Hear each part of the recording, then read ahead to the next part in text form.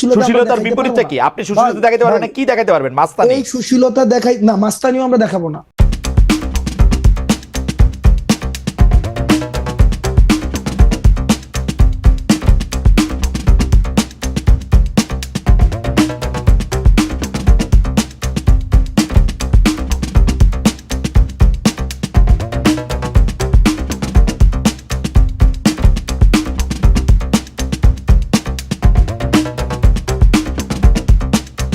একটু বলি যে সচিবালয়ে আগুন নিয়ে এখন চারিদিকে ব্যাপক আলোচনা সমালোচনা, নানান রহস্য, নানা বিষয় নিয়ে অনেকেই কথা বলছেন। বিষয়গুলো নিয়ে আসলে কথা বলার কিছু নাই, কারণ ছাগল দিয়ে যে হাল চাষের প্রচেষ্টা 8 তারিখ থেকে শুরু হয়েছে, 8 আগস্ট থেকে সরকার গঠনের মাধ্যমে ডক্টর ইউনূস যেভাবে কিছু অপদার্থকে তার মন্ত্রিসভায় ঢুকিয়েছেন, তাদেরকে দিয়ে খুব ভালো কিছু হবে না। সচিবালয়ে নিরাপত্তার দায়িত্বে থাকা সেনা প্রত্যাহার করা হয়েছে। এবার কি তবে সারা দেশ থেকে প্রত্যাহার হচ্ছে? আসসালামু আলাইকুম প্রিয় দর্শক শ্রোতা, হাসনাত আব্দুল্লাহর সাথে এবার তর্কে জড়িয়ে পড়লেন খালেদ মহিউদ্দিন। কি বিষয়ে তর্ক হলো ভিডিওতে বিস্তারিত দেখতে পারবেন। খালেদ মহিউদ্দিনের টক শোতে যারা আসেন তাদেরকে প্রশ্ন করেন একাধারে, উত্তর শেষ নাই করতেই আবার প্রশ্ন করেন, এরকমই অভিযোগ আছে। তবে এবার খুব গুরুত্বপূর্ণ তথ্য বেরিয়ে এসেছে। হাসনাত আব্দুল্লাহ এবার উচিত শিক্ষা দিলেন খালেদ মহিউদ্দিনকে, নাকি খালেদ মহিউদ্দিনে উচিত শিক্ষা দিলেন হাসনাত আব্দুল্লাহকে? চলুন ভিডিওতে বিস্তারিত দেখে আসি।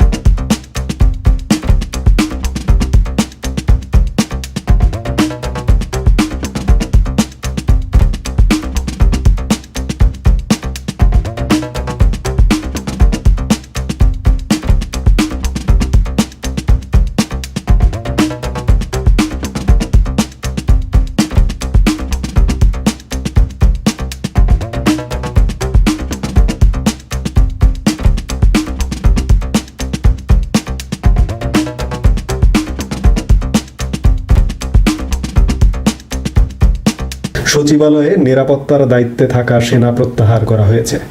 এবার কি তবে সারা দেশ থেকে প্রত্যাহার হচ্ছে? এই প্রসঙ্গটি নিয়ে আপনারা ইতিমধ্যেই সংবাদ মাধ্যমের কল্যাণে জেনে গেছেন যে বাংলাদেশ সেনাবাহিনীর একটি দল সচিবালয়, কেপিআই স্থাপনা এবং অন্যতম একদম শ্রেষ্ঠ সবচেয়ে গুরুত্বপূর্ণ স্থাপনাগুলোর মধ্যে বাংলাদেশ সচিবালয় একটি, সেই সচিবালয়ের নিরাপত্তার দায়িত্বে ছিল সেনাবাহিনী। কিন্তু খবরে প্রকাশ সেখান থেকে সেনাবাহিনীকে প্রত্যাহার করা হয়েছে। খবর বলছে বাংলাদেশ সচিবালয়ে নিরাপত্তার দায়িত্বে থাকা সেনাবাহিনীর সদস্যদের প্রত্যাহার করা হয়েছে। তারা সচিবালয়ের ভেতরে এখন নিয়মিত ডিউটি করবেন না, তবে কয়েক দফায় টহল কার্যক্রম চলমান থাকবে। সোমবার 30 ডিসেম্বর সচিবালয়ের দায়িত্বশীল সূত্র এ তথ্য নিশ্চিত করেছে। সূত্র জানিয়েছে রবিবার 29 ডিসেম্বর সন্ধ্যায় সেনা সদস্যদের প্রত্যাহার করে নেওয়া হয়েছে। কী কারণে তাদের প্রত্যাহার করা হয়েছে এ বিষয়ে এখনও কিছুই জানা যায়নি। এখন থেকে সেনাবাহিনীর সদস্যরা সচিবালয়ের রেগুলার ডিউটি করবেন না, আমি যেটি শুরুতে বলছিলাম। সূত্র আরও জানিয়েছে সেনাবাহিনীর সদস্যরা কখন কখন টহল দেবেন তা ঊর্ধ্বতন কর্মকর্তারা ঠিক করবেন। হঠাৎ করে সেনা প্রত্যাহার, সেনাবাহিনীর সদস্যরা সেখানে নিরাপত্তার দায়িত্বে ছিলেন এবং এই নিরাপত্তার দায়িত্বে থাকাকালীন একটা বড় ধরনের সহিংস ঘটনা ঘটেছে, অগ্নিকাণ্ডের ঘটনা ঘটেছে।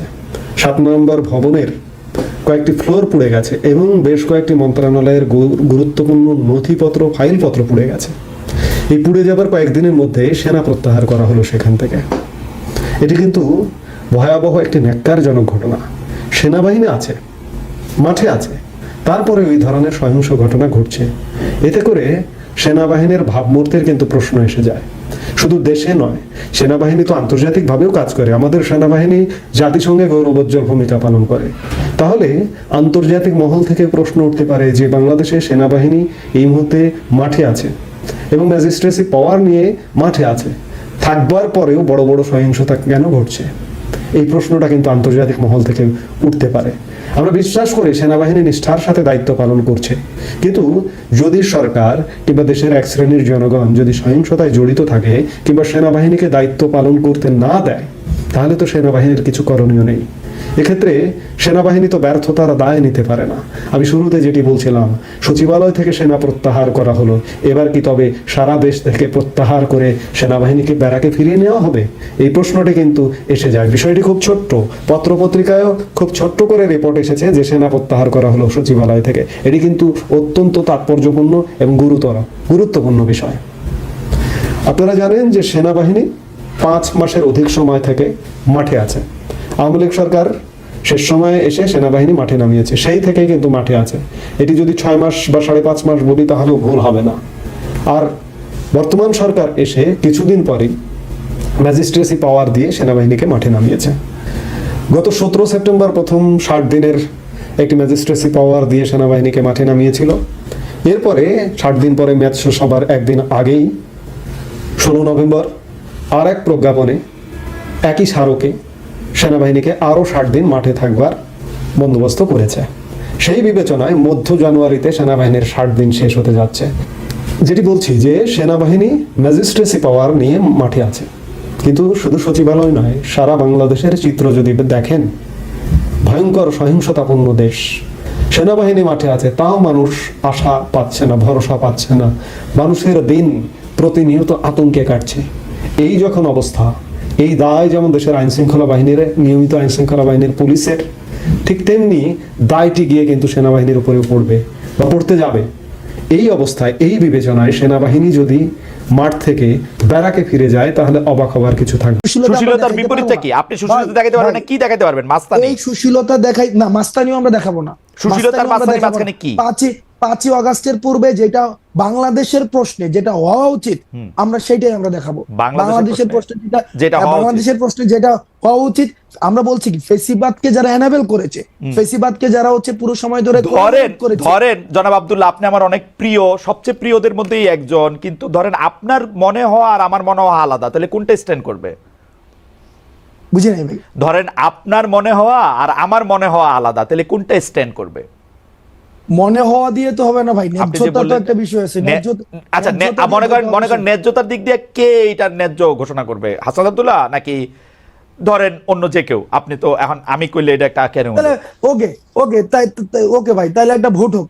তাহলে এটা ভোট, এক্স্যাক্টলি, তাহলে এটা ভোট হলে লোকজন কি বলে সেটা বোঝা ছিল কি ছিল না। হ্যাঁ, জি জি, ওকে, হ্যাঁ ঠিক আছে। কি ভোট হবে? কি ভোট হবে? যে সময় টেলিভিশনে আমার যাওয়াটা, এটা কি ন্যায্য না অন্যায্য? কিন্তু আপনি নিজেই তো বলছেন সময় টেলিভিশনে যাওয়া আপনার ঠিক হয় নাই, এখন আপনি ভোট চান আরেকটা। না, সময় টেলিভিশনে আপনি যে পরবর্তীতে কিছু স্ট্যান্ডার্ড দাঁড় করাইছেন, যে ভাই সময় টেলিভিশনে যে আমার নামে এই 5 জনকে বাদ দিয়ে দিল, 10 জনের একটা লিস্ট ধরাই দিয়ে আসছি, তারপর ওই 5 জন, এই পুরো প্রক্রিয়াটা আমার ভুল ছিল। আমি সময় টেলিভিশনে যাওয়াটা ভুল ছিল না।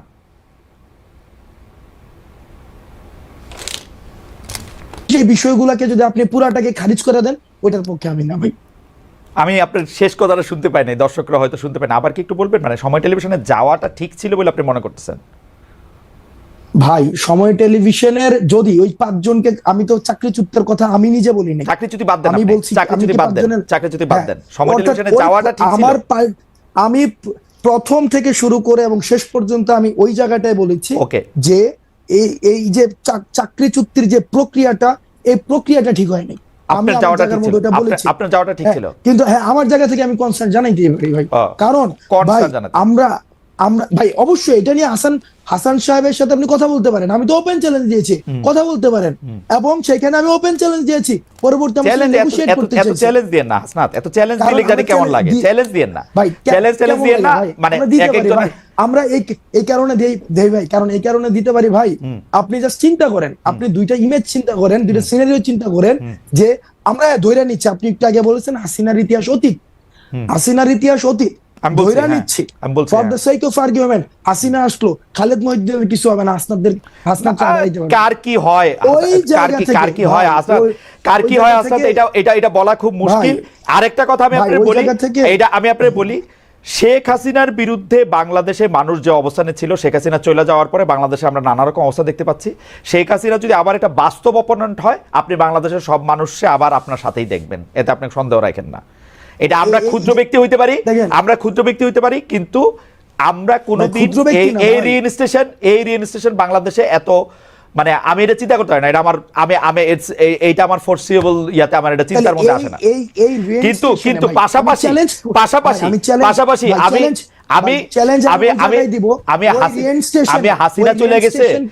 আমি হাসিনা চলে গেছে যারা ফেসিলিটেট করতে চাইবে, ওই রিইনস্টেশনকে যারা ফেসিলিটেট করতে চাইবে বা ফেসিলিটেট করার কোন ধরনের প্রয়াস চালাবে, সেই জায়গায় আমরা চ্যালেঞ্জ জানাবো, এবং এটা স্পষ্ট। কিন্তু হাসনাত, আমি হাসিনার মতো এরকম কাউরে চাই না যে সে একই সাথে নেতা, কাজী, প্রধান, ডাক্তার, এরকম সব দায়িত্ব নিজেকে ওই অ্যাসাইনমেন্ট দিবে শেখ হাসিনার মতো করে। আমি দিয়েছি, আমি ওটা দিয়েছি, ওটা আমি করেছি, কারণ আমি এটা ভালো মনে করেছি, এটা না হোক, এটাও চাইবো আর কি। হাসনাত, আমার কিছু বলার নাই, আপনার যদি কিছু বলার থাকে, মানে আমি আর এই ছোট ছোট হাসিনা চাই না। আমি I have enough of Hasina in my life.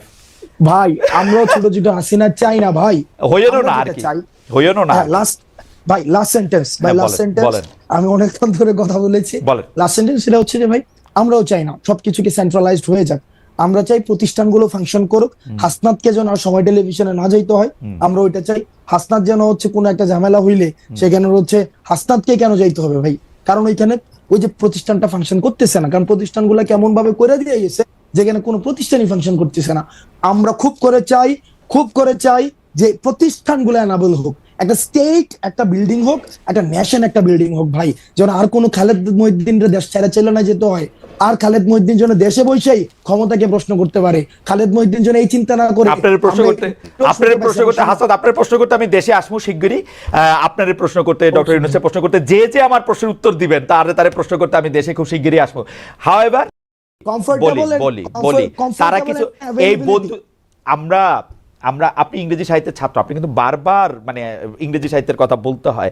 আপনি কি কখনো দেখছেন যে কেউ কোনো বন্ধুত্বের বিনিময়ে কিছু আশা না করে? যারা আপনার সাথে এই বন্ধুত্বটা এখন করতেছে তারা আপনার থেকে কিছু আশা করতেছে না? না ভাই, বন্ধুত্ব না তো। আপনার ওই যে হাসিনার বিরুদ্ধে যারা আন্দোলনে আসছিল, মানুষ তো টাকা নিয়ে রাস্তায় আসছিল, এই টাকা কোন দিনের জন্য?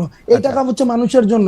যদি দেশে পোলাপাইন না থাকে আমি এই টাকা দিয়ে কি করবো? এই ভিডিও গুলো তো আছে, ওই মানুষগুলো এখনো আছে যারা চাই না কোনোভাবে আর বাংলাদেশটা কোলাপস করুক, বাংলাদেশের মানুষ আশাহত হোক, এই ধরনের প্রচুর মানুষ আছে ভাই, প্রচুর মানুষ আছে। টাকা আপনারা আচ্ছা ঠিক আছে আমি এটা বুঝতে পারছি। সুতরাং টাকা আপনারা কোনো ওই যে পলিটিক্যাল পার্টিগুলি যেমন করে চান্দা নেয়, একটা রসিদ দেয় বা দেয় না, তারপর টাকা নিয়ে এরকম থাকে, তা আপনারাও যখন এই ব্যয়টা এগুলির জন্য টাকা নিতেছেন, এগুলি কোনো রসিদ টসিদ থাকতেছে না, এটা জাস্ট মুখে মুখে কথায় এই 50,000 টাকা দিল, এই রাস্তা দ্বারা 20,000 টাকা দিল, ব্যাপারটা কি এরকম? আচ্ছা, একটা প্রোগ্রাম আমরা কেমনে আয়োজন করি? একদম সহজ কথা, এখানে বলেন তো। আমরা তর্কের খাতিরে ধরে নেই এই প্রোগ্রামটাতে 1 লাখ টাকা ব্যয় হবে। এবার আপনি আমার ব্রেকআপটা দেখান। এবার আসেন প্রোগ্রামটা আয়োজন করে কিভাবে। একটা বিষয় প্রথমে মাথায় রাখতে হবে, বৈষম্যবিরোধী ছাত্র আন্দোলন করে রাজনৈতিক দল না, আমি শুরুতে বলছি সবার অংশগ্রহণ করেছে। এবার ধরেন খালেদ মহিউদ্দিন ভাই চাইতেছে, তার এলাকায় মানুষ কথা বলতে চায়, তার এলাকায় যারা আন্দোলন করেছে তারা আমাদের সাথে কথা বলতে চায়, তারা আমাদের বিষয়ে কিছু বিষয়ে তারা ক্ষুব্ধ, তারা আমাদের বিষয়ে তারা কিছু ইস্যু আছে, এবং একই সাথে তারা কিছু আশা আকাঙ্ক্ষার কথা বলতে চায়। আমরা সেখানে যাই, খালেদ মহিউদ্দিন কি করে সেই প্রোগ্রামের আয়োজন করে, সেই প্রোগ্রামে এলাকার মানুষ থেকে যারা আন্দোলন অংশীজন ছিল তারা থাকে, তারা নিজস্ব ফান্ডিং এ সেই কাজটা করে। সিম্পল। ওকে, বাংলাদেশে যেহেতু 50 লক্ষ খালেদ মহিউদ্দিন আছে, সেই 50 লক্ষ খালেদ মহিউদ্দিনের এক একটার এক এক রকম চেহারা। কোনোটা বিএনপির খালেদ মহিউদ্দিন, কোনোটা জামায়াতের খালেদ মহিউদ্দিন, কোনোটা কমিউনিস্ট খালেদ মহিউদ্দিন, কোনোটা বড়লোক খালেদ মহিউদ্দিন, কোনোটা সাবেক চেয়ারম্যান খালেদ মহিউদ্দিন। আপনারা কি সব খালেদ মহিউদ্দিনের অনুষ্ঠানেই যান? আমরা সব আমাদের একমাত্র লিটমাস টেস্ট ফেসিবাদের যারা হচ্ছে এই কাঠামোর এই যে আওয়ামী পৃষ্ঠপোষকতা করেছে এবং এই যে আওয়ামী লীগ বাদ দিয়ে সবার কাছে যান, আওয়ামী লীগ বাদ দিয়ে সবার কাছে যান, যারা এই যে গণ অভ্যুত্থানে ফেসিবাদ বিরোধী যে শক্তিটা ছিল আমরা সবার কাছেই যাই, সবার কাছে যারা ডাকায় তাদের কাছেই যাই। আপনাদের লিটমাস টেস্ট হচ্ছে যারা আওয়ামী মানে গণ অভ্যুত্থানে যারা আওয়ামী লীগের সঙ্গে ছিল বা আওয়ামী লীগের বিরোধিতা করেন তারা বাদ দিয়ে আপনারা সবার কাছে যান।